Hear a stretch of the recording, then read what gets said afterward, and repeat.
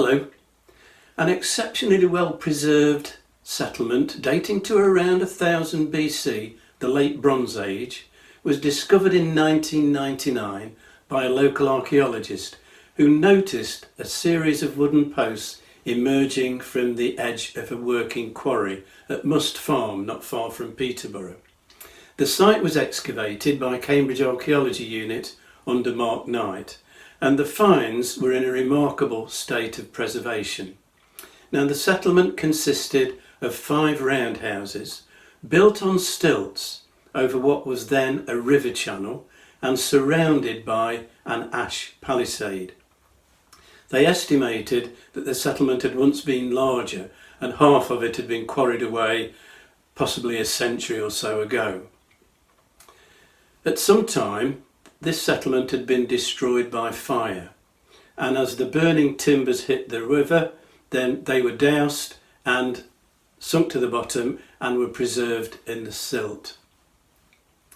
Amongst the charred timbers were everyday items, wooden utensils and pots, but there were also bronze tools and some rare early textiles, weapons and some glass beads which isotope analysis showed had come from the Mediterranean.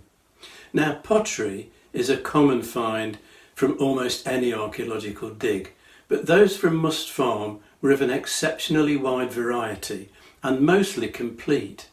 Everything from large storage and cooking vessels to smaller and more delicate bowls and cups. One bowl was found with a meal still inside it and the spoon that was being used to eat that meal.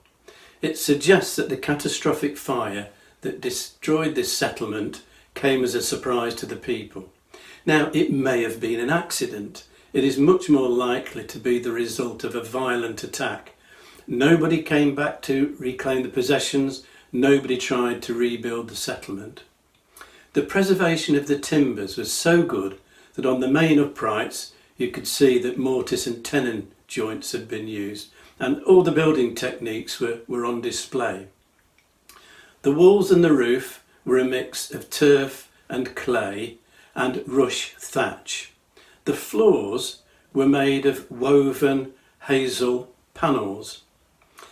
It would have made them very springy, but to get this number of hazel rods of the same dimensions, it shows that they were managing their woodland. They knew the skills of coppicing.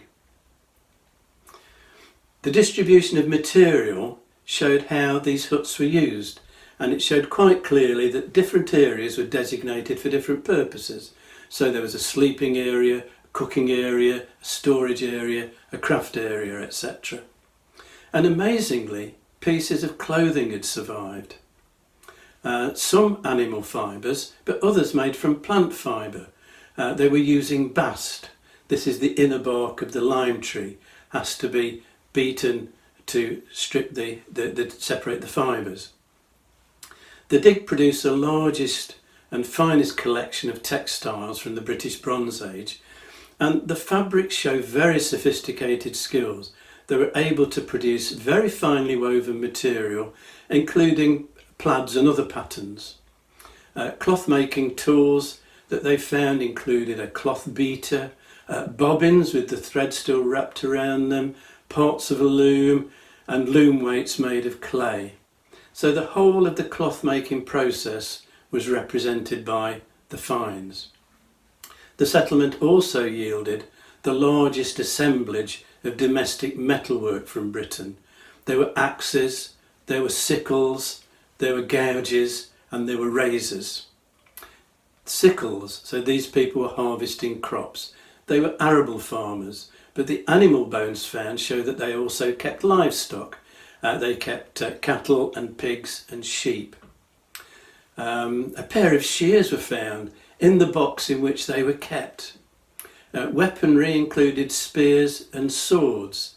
Now, the swords were shortish, rather like big knives. This is a Bronze Age innovation, and these swords showed signs of use. More evidence that the Bronze Age could be, at least at times, a violent place. Now, why did they build their houses on stilts and over water? The agricultural tools show that these people were farmers. They would have had to travel to their fields. It may partly be about safety, kind of version of a medieval moat if you like, but it was also an environment that provided lots of resources. Fish and the remains of an eel trap were found, wildfowl, rushes for thatch. It was also a conduit to get rid of rubbish. Importantly, rivers were the highways of prehistoric Britain, and 8 log boats were found at this site. The river connected these people for trade purposes, and they were in a position to control traffic on the river. Those glass beads from the Mediterranean, this is an era before money. What were they trading? Livestock, grain, metalwork, hunting dogs, slaves? This extraordinary site tells us so much. We get that insight into the domestic living arrangements, the way these roundhouses were compartmentalised. We learn about their farming activities, the fact that they were managing woodland, that they had such practical woodworking skills and sophisticated cloth making skills.